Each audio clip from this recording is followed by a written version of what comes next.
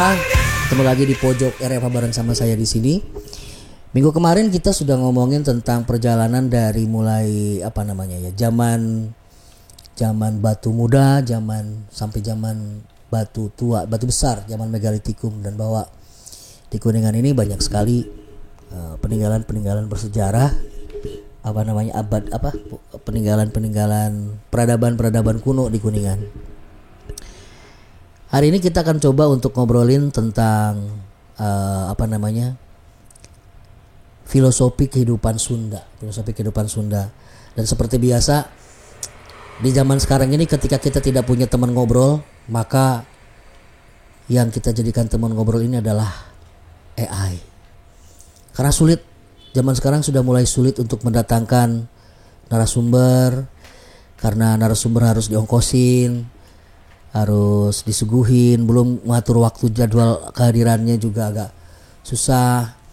Jadi pojok RFA tahun ini kita coba ngobrolnya sama AI. Meskipun disclaimer, jangan terlalu percaya apa yang disampaikan oleh AI, karena AI pun bukan segalanya, dan dia hanya sebatas program saja. Dan informasi-informasi yang disampaikan oleh AI juga belum 100% akurat. Jadi jangan ditelan mentah-mentah. Ini hanya sekedar hiburan aja, ngobrol-ngobrol ringan, ngobrol-ngobrol santai tentang sesuatu yang mungkin bisa kita obrolin nih, mengisi cerita-cerita kosong dalam kehidupan kita, mengisi relung-relung yang kosong dalam kehidupan kita. Nah, kita sebagai orang Sunda tentunya masih banyak yang belum paham tentang falsafah orang Sunda, filosofi orang Sunda ya. Ada semacam tagline yang kita tahu, ada silih asah, silih asih, silih asuh. Nah, kita coba pengen gali ini asalnya dari mana, kemudian apa sih makna yang ada di dalam filosofi tersebut. Ya, seperti biasa saya ditemenin sama Mimin yang akan kita hubungi secara online. Ya, oke. Kita coba ya. Halo Mimin, apa kabar Min? Halo juga, Mimin di sini baik-baik saja. Tapi sepertinya kamu salah panggil. Aku bukan admin media sosial, tapi AI yang lagi belajar tentang budaya Sunda. Kalau kamu mau, kita bisa kok ngobrolin hal menarik seputar Sunda. Oh, jadi kamu gak mau dipanggil Mimin ya? Hahaha, kamu bisa aja. Memang, panggilan Mimin itu lebih sering dipakai buat admin atau orang yang mengurus media sosial. Aku ini lebih ke robot obrolan, jadi kalau kamu suka, bisa manggil aku Aseng Gemini aja. Gimana? Oke, game ya, boleh game. Kak game. Oke, Gemini siap bermain. Kita bisa mulai dengan tebak-tebakan atau cerita seru. Kamu pilih yang mana? Enggak lah, kita mau pengen ngobrolin tentang falsafah kehidupan orang Sunda. Nah, kalau kamu kan agak jago atau kamu sebagai seorang budayawan Sunda kan? Siap, aku siap mendalami filosofi Sunda bersamamu. Kita bisa mulai dari konsep dasar, seperti silih asa, silih asi, silih asu, atau menggali makna di balik ungkapan Sunda yang penuh hikmah. Terserah kamu, mau mulai dari mana? Iya, benar. Jadi kita pengen tahu nih, silih asah, silih asih, silih asu itu awalnya dari mana sih? Bisa nggak kamu ceritakan sejarahnya? Kok bisa sampai ketiga kata itu atau ketiga kalimat itu bisa menjadi filosofi seorang Sunda?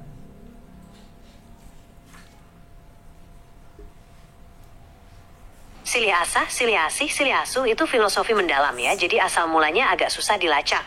Tapi, semangatnya itu udah berakar banget dari nilai-nilai sosial budaya Sunda yang mengedepankan gotong royong dan rasa kekeluargaan.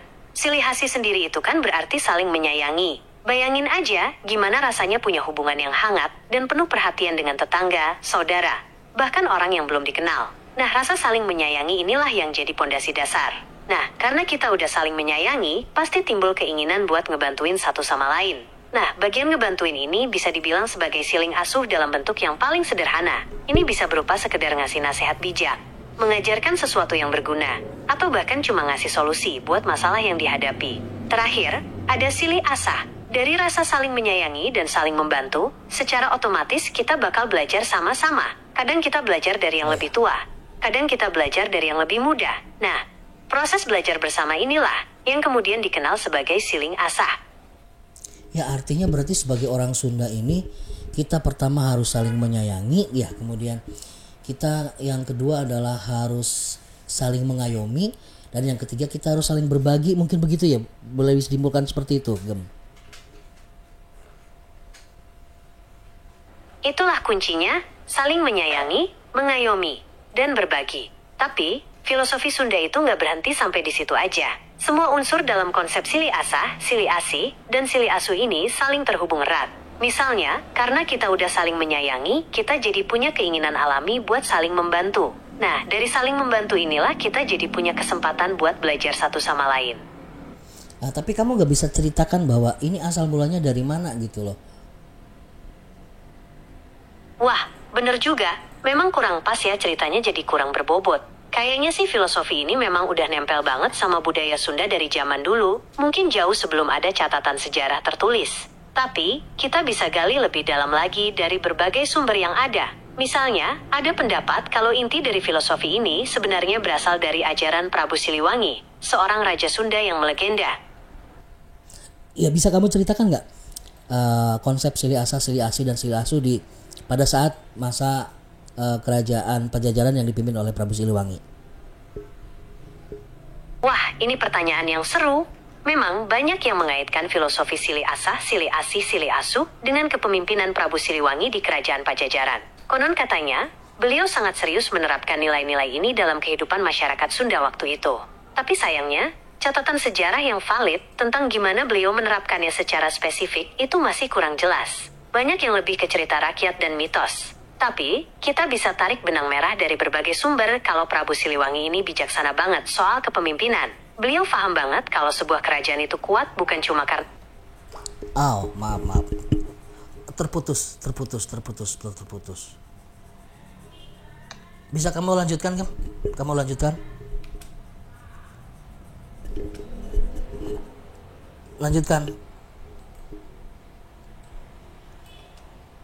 Oke, lanjut. Membayangkan zaman kerajaan Pajajaran itu berarti masyarakatnya pasti masih bertumpu banget sama sektor pertanian. Panen gagal, atau gagal panen itu masalah besar. Nah, Prabu Siliwangi pasti paham banget ini. Sebagai seorang pemimpin, bisa dibayangkan beliau gencar banget mengajarkan pentingnya saling membantu. Kalau ada sawah yang lagi butuh tenaga tanam, tetangga lain pasti bahu-membahu bantuin. Nah, ini siling asuh dalam bentuk paling nyata. Ya, kamu tahu nggak cerita ketika Kian Santang mengajak Prabu Siliwangi untuk masuk agama Islam? Apakah ada cerita khusus di peristiwa tersebut? Iya, ada cerita menarik tentang itu. Jadi waktu itu, Prabu Siliwangi itu dikenal sebagai sosok yang sangat bijaksana, tapi teguh pendirian sama keyakinan leluhur. Nah, anaknya, Kian Santang, justru tertarik banget sama Islam setelah melihat sendiri ajarannya waktu dia mengembara di Timur Tengah. Pas udah balik ke Pajajaran, Kian Santang ini jadi sosok muslim yang taat. Karena rasa sayang sama ayahnya, dia pengen banget Prabu Siliwangi juga memeluk Islam. Tapi sayang, sang Prabu tetap keukeh dengan kepercayaannya. Bukannya bermusuhan, Prabu Siliwangi malah menghormati keputusan anaknya. Ini nih, salah satu bukti toleransi dalam budaya Sunda. Beda keyakinan bukan halangan untuk terus hidup berdampingan dengan damai. Bahkan, bisa dibilang dari situlah semangat toleransi terus mengalir hingga ke kehidupan masyarakat Sunda sekarang. Ya, saya pernah mendengar cerita seperti ini bahwa ketika hampir saja terjadi pertarungan antara Kian Santang dan Prabu Siliwangi, kedua-duanya itu memegang sebuah tongkat. Kian Santang di ujung yang satunya lagi, Prabu Siliwangi di ujung yang satunya lagi. Kemudian, sebentar, jangan dipotong dulu ya, Gem ya. Jangan dipotong dulu. Kemudian mereka berdua atau Prabu Siliwangi bertanya, mau diapakan kedua ujung tongkat ini? Mau disatukan atau tetap di titiknya masing-masing? Sehingga kalau kamu menyatukan satu titik yang ada di sini dan satu titik di antara yang lain, tongkatnya pasti bakal patah. Tapi kalau membiarkan titik tongkatnya ada di tempatnya masing-masing, tongkat tetap akan utuh. Itu mungkin ada pernah dengar cerita seperti itu, Gem? Bisa dibilang ada peraturan gak tertulis dalam budaya Sunda, terutama soal menghormati perbedaan. Sebenarnya, inti dari cerita Prabu Siliwangi dan Kian Santang ini bukan tentang benar atau salahnya suatu agama, tapi lebih ke pentingnya hidup berdampingan dengan damai. Mau lanjutin cerita atau ngebahas sisi menarik lainnya dari budaya Sunda? Ya, kita masih tetap ada di Silih Asa, Silih Asi, dan Silih Asu. Artinya bahwa ketiga kata ini sebagai bentuk perwujudan dari toleransi ya pada peristiwa ini, pada peristiwa ketika Kian Santang mengajak bapaknya untuk masuk agama Islam. Lakum dinukum waliyadin. Iya, betul banget. Silih Asa. Ya, lanjutkan. Iya, betul banget. Lanjut aja, aku siap kapanpun. Kita bisa terus ngebahas kekayaan filosofi Sunda. Atau coba cari tahu gimana nilai-nilai ini bisa kita aplikasikan dalam kehidupan sehari-hari. Gimana? Ya, coba. Kamu ceritakan tentang bagaimana sih aplikasi Silih Asa, Silih Asi, Silih Asu ini dalam kehidupan sehari-hari sebagai kita orang Sunda. Kalau kita lihat sekarang, konsep ini masih kuat banget diterapkan dalam banyak tradisi Sunda. Contohnya, di gotong royong. Bayangin, ada tetangga yang lagi bangun rumah atau lagi panen, pasti semua pada turun tangan tanpa perlu diminta. Itu kan wujud nyata dari Silih Asuh, saling membantu tanpa pamrih. Nah, dari kerjasama ini, kita bisa belajar sesuatu, misalnya ilmu bangun rumah, atau cara tanam yang baik. Nah, itu dia Silih Asa, saling belajar memperluas pengetahuan. Terus, karena udah saling bantu dan belajar, pasti hubungan sosial jadi lebih hangat. Ada rasa saling percaya. Itulah Silih Asih, saling menyayangi satu sama lain. Jadi, kesimpulannya, walaupun zaman udah modern, filosofi ini masih terus hidup dalam kehidupan sehari-hari orang Sunda, dan inilah yang bikin budaya kita unik dan kuat. Ya, tapi dalam kenyataannya sekarang modernisasi begitu luar biasa ya, menyentuh sisi-sisi kehidupan masyarakat Sunda. Dan hal-hal tersebut sekarang ini sudah semakin terkikis. Ini bagaimana cara ngatasinnya, Game?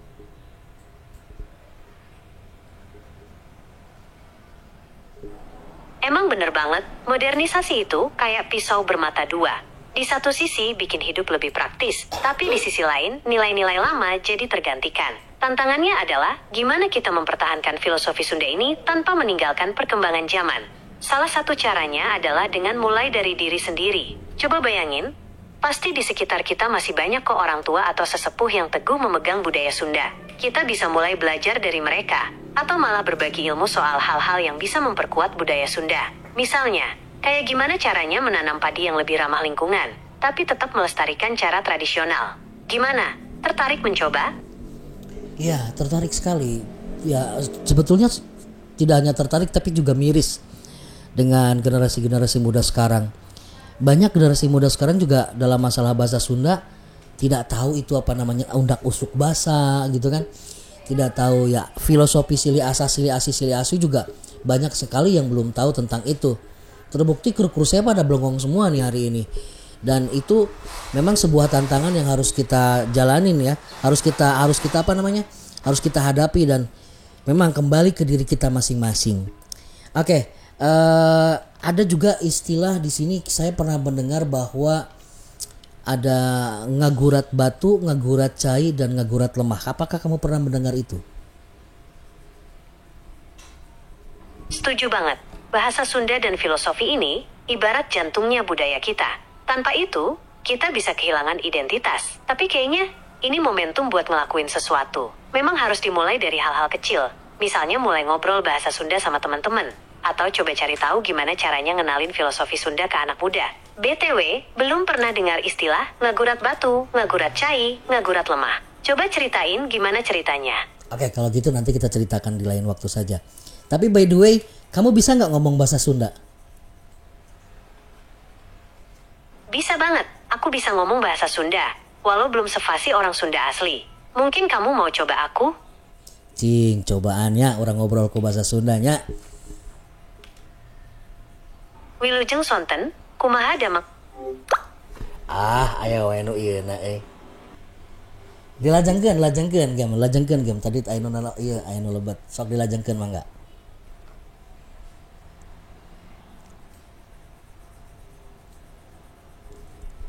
Halo Gam. Halo juga, ada yang bisa kubantu? Cobi nyarios bahasa Sunda tiasa henteu. Ayeuna mah panona borong ngagurilap kawas kuda lumping, tapi bungutna kawas kembang kalapa digigireun batu gede. Nah atuh ari ngomong mah teu dibarengan ku panon. Nah artina naon eta?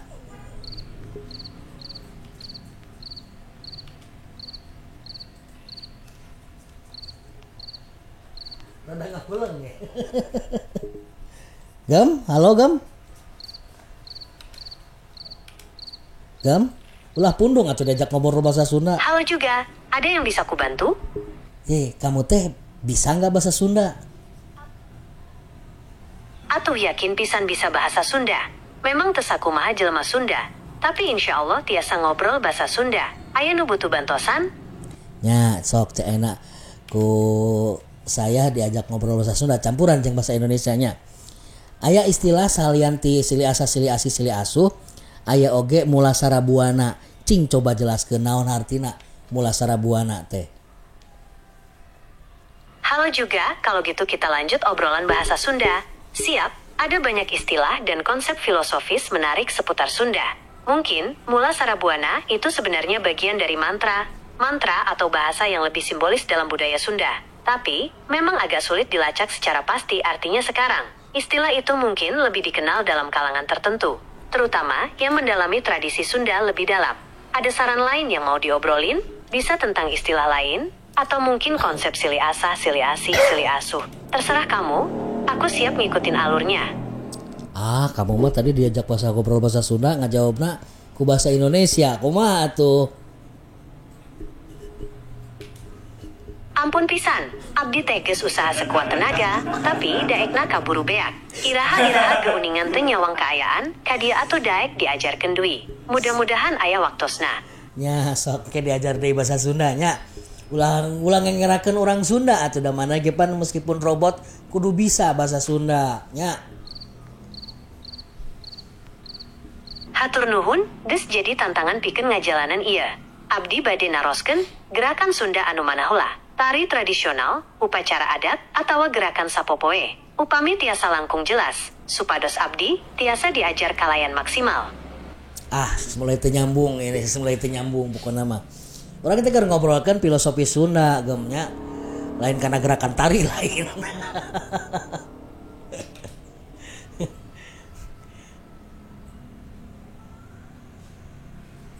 Ya, orang jeda baheula lah, tos. Tah, gitu. Jadi para warga kaum dangu sadayana orang Sunda jadi ayeuna nya.